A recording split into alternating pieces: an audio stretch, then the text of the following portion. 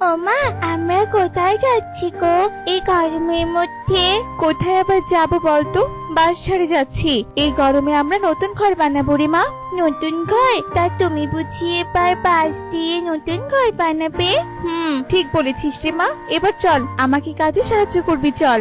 এরপর টুনি কিছু বাঁশ কেটে তার মেয়ে টুই টুইকে দিয়ে দেয়, আর টুই টুই বাঁশগুলো নিয়ে তাদের বাড়িতে যায়। আর তারা দুই মা মেয়ে মিলে কাঁচা বাঁশ দিয়ে সুন্দর একটা বাঁশের ঘর বানায়। যাক বাবা, অনেক পরিশ্রমের পর এবার তাহলে আমাদের বাঁশের ঘরটা প্রস্তুত হলো।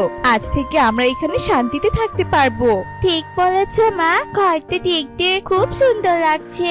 পরিশ্রমের ফল সবসময় এমন মিষ্টি হয়, তাই না বলো? চলো মা, চলো আমরা একটু নতুন ঘরে প্রবেশ করি। তারা মা মেয়ে ঘরে প্রবেশ করে। অন্যদিকে টুনির বানানো কাঁচা বাঁশের ঘরের কথা পুরো বনে ছড়িয়ে পড়ে। আরে আরে ইগল দাদা, তুমি আবার কোথায় যাচ্ছ? তাও আবার এত তাড়াহুড়ো করে? শুনলাম টুনি নাকি কাঁচা বাঁশের ঘর বানিয়েছে, সেটাই দেখতে যাচ্ছিলাম রে পিউ। কি বলছো কি দাদা? কাঁচা বাঁশের ঘর বানিয়েছে টুনিরা? তাহলে তো আমাকেও দেখতে যেতে হয়। চলো চলো দাদা, আমিও যাব। এই না হলো টুনিদের কাঁচা বাঁশের ঘর। বাহ, দেখতে বেশ সুন্দর লাগছে। সত্যি রে টুনি, তোর মাথায় কিন্তু অনেক বুদ্ধি। হ্যাঁ রে হ্যাঁ, পিউ ঠিকই বলেছে। টুনি, তোর মাথায় অনেক বুদ্ধি। তা বলি, সময় পেলে আমাকেও ওরকম একটা বাঁশের ঘর বানিয়ে দিস। নিশ্চয় দিব ইগল দাদা। উফ বাবা, তোমাদের আদিক্ষেতা দেখে আর বাঁচি না বাপু। সবাই এমন ভাবে টুনির প্রশংসা করছো যেন টুনি কোনো রাজপ্রাসাদ বানিয়ে ফেলেছে, আর এমন ভাব করছো যেন এর আগে তোমরা বাঁশের ঘর কোনোদিনও চোখেই দেখোনি।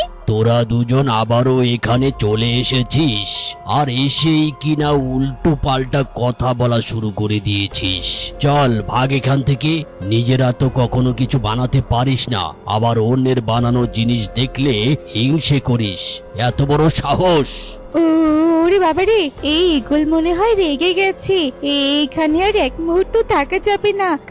কালুয়া, চলো চলো এখান থেকে পালাই। এরপর সুন্দরী আর কালুয়া সেখান থেকে বাড়িতে চলে আসে। তুমি যাই বলো না কেন সুন্দরী, টুনির বাঁশের ঘরটা কিন্তু দারুণ হয়েছে।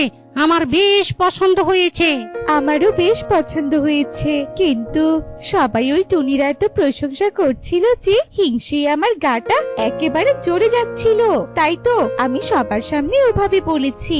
যাকে চলো না কালুয়া, আমরাও ওদের মতো একটা বাঁশের ঘর বানাই। আমি তো বাঁশের ঘর বানাতে পারি না সুন্দরী, তবে আমার মাথায় একটা বুদ্ধি আছে। আমরা যদি টুনির ওই বাঁশের ঘরটা চুরি করি তাহলে কেমন হয় বলো তো? আরে বাহ, এ তো বেশ ভালো বুদ্ধি। তাহলে আমরা বিনা পরিশ্রমে একটা সুন্দর ঘর পেয়ে যাব। ঠিক আছে, তাহলে আমরা কালকের জন্য অপেক্ষা করি। কাল সকালে টুনি কাজে গেলে আমরা ঘরটা চুরি করব। এবার চলো সুন্দরী, একটু বিশ্রাম করি, অনেকটা পথ ঘুরে এসেছি আজ। এভাবেই সেই দিনটি কেটে যায়। পরের দিন সকাল হতেই কালুয়া আর সুন্দরী টুনির বাড়ির উদ্দেশ্যে রওনা হয়। আর টুনি কাজে চলে যেতেই কালুয়া আর সুন্দরী বনের পাখিদের চোখ ফাঁকি দিয়ে বাঁশের ঘরটা চুরি করে নিয়ে চলে যায়। এভাবেই দেখতে দেখতে সন্ধ্যা হয়ে যায়, আর টুনি তার বাড়িতে ফিরতে দেখে সেখানে কোনো ঘর নেই। আরে আরে, আমাদের ঘরটা কোথায় গেল?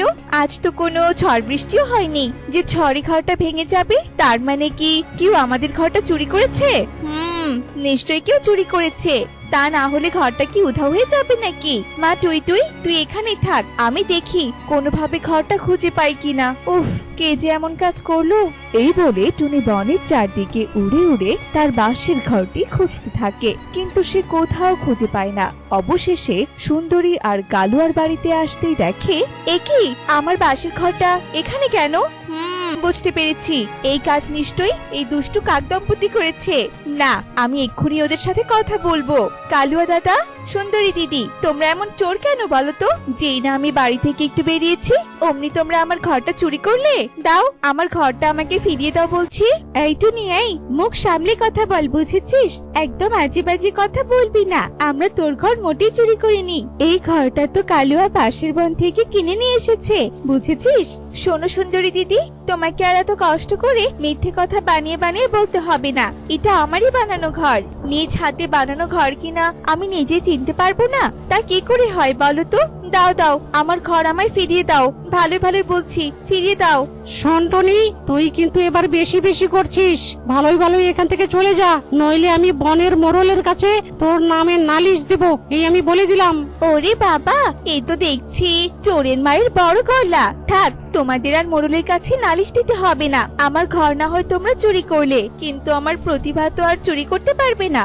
এই বলে টুনি সেখান থেকে চলে যায়। আর টুনির চলে যাওয়া দেখে কালুয়া আর সুন্দরী হাসতে থাকে।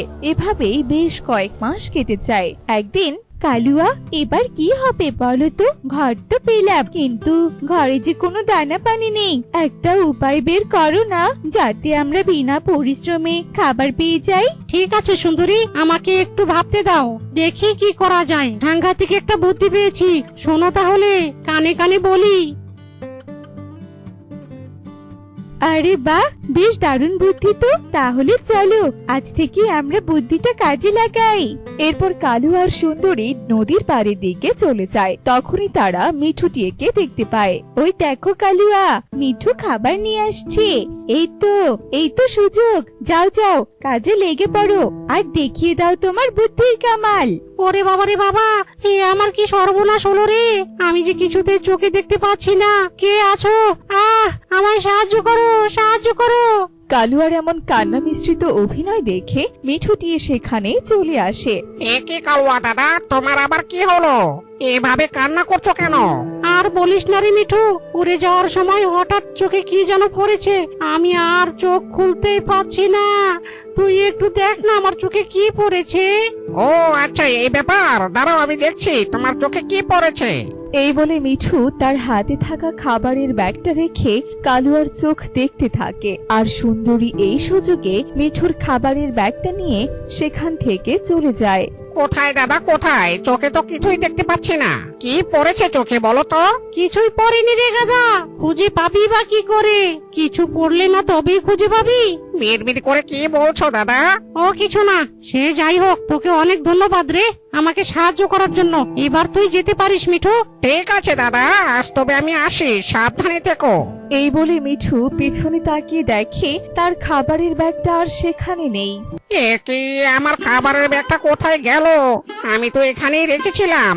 দাদা, তুমি কি আমার খাবারের ব্যাগটা দেখেছো? কই না তো, আমি তো কোনো খাবারের ব্যাগ দেখিনি। আর তাছাড়া এখানে তো আমরা দুজন ছাড়া আর কেউ নেই। তাহলে খাবারের ব্যাগ কে নেবে? খাবারের ব্যাগ তো এখানেই ছিল, আমি নিজে রেখেছিলাম। তাহলে কোথায় গেল ব্যাগটা? নিশ্চয়ই কোনো চোর পাখি আমার খাবারের ব্যাগটা চুরি করেছে, আমি বেশ বুঝতে পারছি।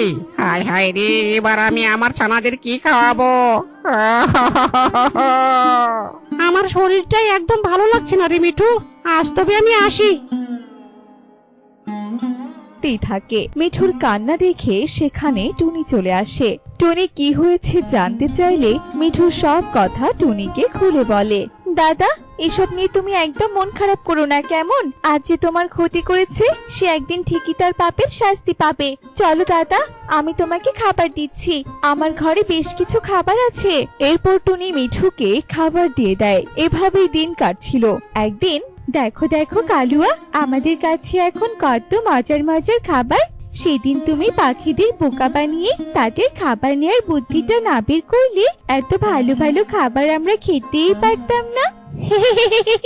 ঠিক বলেছো সুন্দরী। তারা যখন এসব কথা বলছিল তখন টুনি জানালা দিয়ে সব কথা শুনে নেয়। তার মানে কিনা এই সব কিছু দুষ্টু কাকদের কাজ? না না, আর কোনো পাখিদের ক্ষতি আমি হতে দেব না। কালু আর সুন্দরীর সব দুষ্টু বুদ্ধি সম্পর্কে আমি আজই বনের সবাইকে সতর্ক করব, যাতে আর কেউ ওদের ফাঁদে পা না দেয়। এরপর টুনি সেখান থেকে চলে যায় আর বনের পাখিদের সতর্ক করতে থাকে। আর বনের সব পাখিরাও সতর্ক হয়ে যায়। একদিন, ও মা গো, এ তো দেখছি বাঘ। এবার আমাদের কি হবে সুন্দরী?